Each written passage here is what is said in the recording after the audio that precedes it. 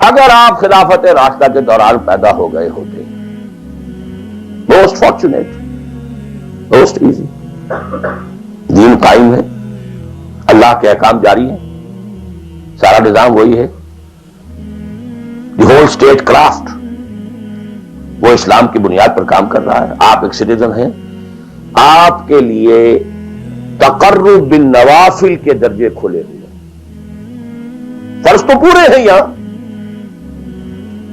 نفل نماز پڑھیے، نفل علم حاصل کیجئے، نفل روزے رکھتے چلے جائیے، نفلی چلے کیجئے، جو چاہیے کیجئے، تقرب بالنوافل۔ اور اس تقرب بالنوافل کا درجہ یہاں تک اونچا ہو سکتا ہے، وَيَتَقَرَّبُ إِلَيَّ عَبْدِي بِالنَّوَافِلِ حَتَّى أَكُونَ، میرا بندہ نوافل کے ذریعے سے میرا تقرب حاصل کرتا جاتا ہے، کرتا جاتا ہے، کرتا جاتا ہے، یہاں تک کہ میں اس کی آنکھیں بن جاتا ہوں جن سے وہ دیکھتا ہے، اس کے کان بن جاتا ہوں جن سے وہ سنتا ہے، اس کے ہاتھ بن جاتا ہوں جن سے وہ پکڑتا ہے، اس کے پاؤں بن جاتا ہوں جن سے وہ چلتا ہے۔ حدیث قدسی، اور سارے وہابی بھی مانتے ہیں اس کو، یہ نہ سمجھیے کہ یہ کسی صوفی کی بڑھ ہے، حدیث صحیح عند کل المحدثین۔ اللہ ہاتھ بن جاتا ہے آپ کا، اللہ پاؤں بنتا ہے آپ کا، اللہ آنکھ بنتا ہے آپ کی، اللہ کان بنتا ہے آپ کی۔ یہ بہت اونچی بات ہے، بہت اونچی بات ہے، بہت اونچی بات ہے، لیکن یہ تقرب بالنوافل کا درجہ کہاں آئے گا؟ جہاں آپ ایک اسلامی نظام کے تحت سانس لے رہے ہیں، جہاں وہ اسلامی نظام نہیں ہے، پہلا فرض تن من دھن اس نظام کو بدلنے کے لیے لگا دینا۔ اگر یہ نہیں ہے تو نماز نہیں ہے، منہ پر دے ماری جائے گی۔ میں جو کچھ کہہ رہا ہوں علی وجہ البصیرت کہہ رہا ہوں، میری پوری زندگی کے مطالعے کا نچوڑ ہے۔ نماز منہ پر دے ماری جائے، روزے منہ پر دے مارے جائیں، you reconcile yourself to that system جو میری بغاوت کے اوپر مبنی تھا۔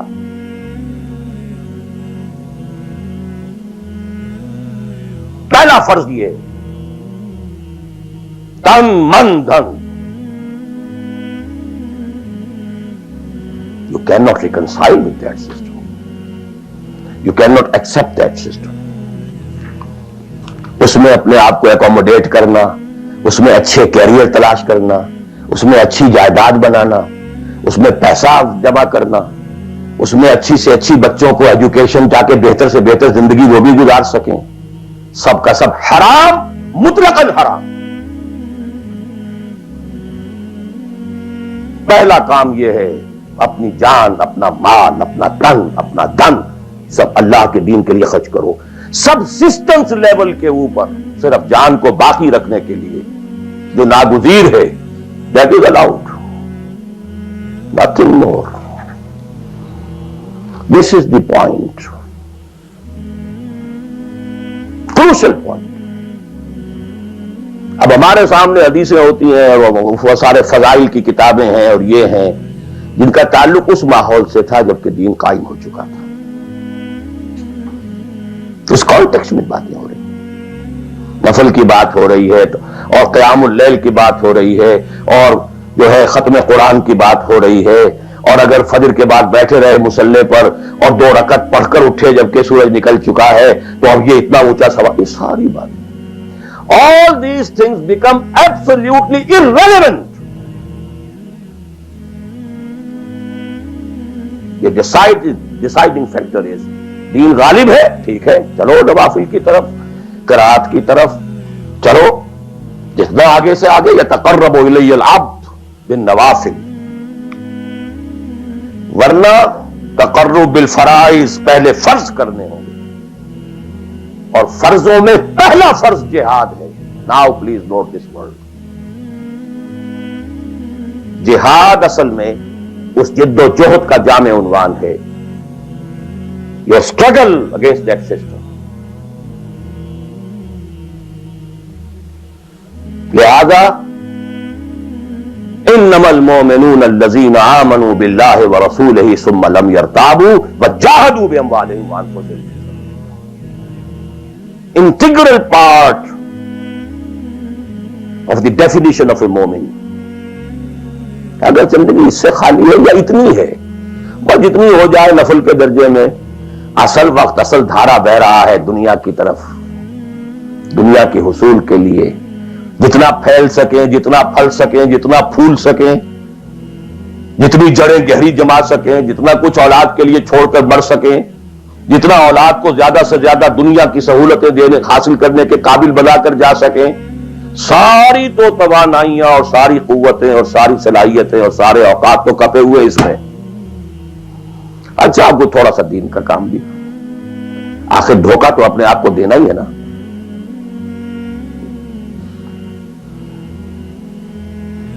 قسمت فروش عورتیں بھی تو کالے کپڑے پہن کے جلوس میں نکلتی ہیں امتیازیوں کے، اور سبیلیں لگاتی ہیں اور مسجدیں بناتی ہیں. They have to deceive themselves. ڈاکو لوگ دیہات صفاق یتیموں اور بیواؤں کی سرپرستی کرتے تھے. ہمارے معاشرے میں جو بستہ الف بستہ بے کے گنڈے ہوتے ہیں، ان کے ہاں بھی نیکی کا، پن کا، خیر کا کھاتا ہوتا ہے. اسی طرح کچھ مذہبی ایکٹیویٹی ہے. اصل شے یہ ہے کس ماحول میں رہ رہے ہیں.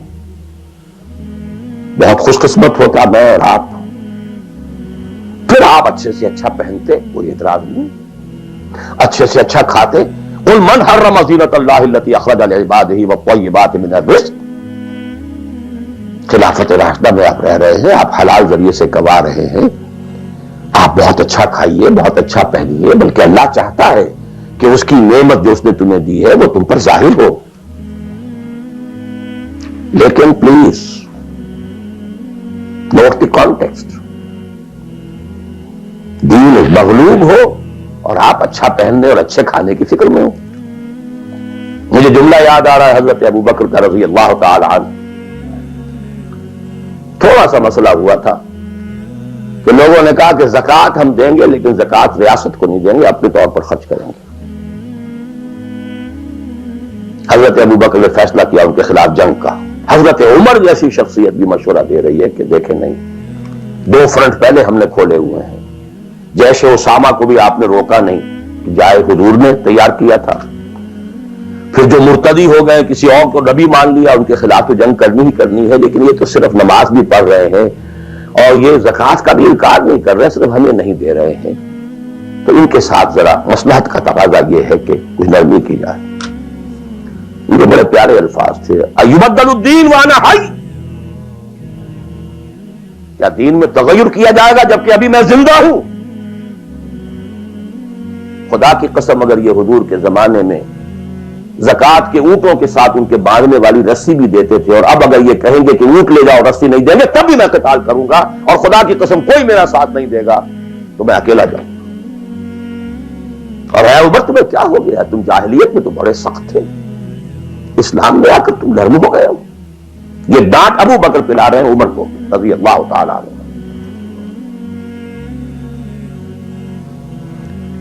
تو اچھی طرح جان لیجیے. اب میں نہیں کہہ سکتا کہ میں کس طریقے سے اس کو بیان کروں، کیسے ٹھوک ٹھوک کر آپ کے ذہنوں میں اتار دوں. یہ ہے اصل شے. دین کا سارا سٹرکچر ہی بالکل ریورس ہو جاتا. The whole value structure absolutely changes. Then غالب ہے تو وہ ساری باتیں ہیں جو ہم نے خوب یاد کی ہوئی ہیں. حقوق والدین بھی تو ہے نا، آخر بچوں کے حقوق بھی تو ہے نا. یہ حقوق والدین جو ہے ان مہاجرین کو یاد نہیں آئے جو اپنے ماں باپ کو چھوڑ کر مدینے پہنچ گئے تھے. یہ اولاد کے حقوق انہیں یاد نہیں آئے، بیویوں کے حقوق یاد نہیں آئے. وہ تو فینیٹسٹ تھے نا، پاگل تھے نا. مدینے کے منافقین نے انہیں سفہا کہا تھا، بے وقوف لوگ ہیں یہ. انہوں کما آمن سفہا، these fools, these fanatics. یہ ساری حدیثیں آپ کو یاد ہیں؟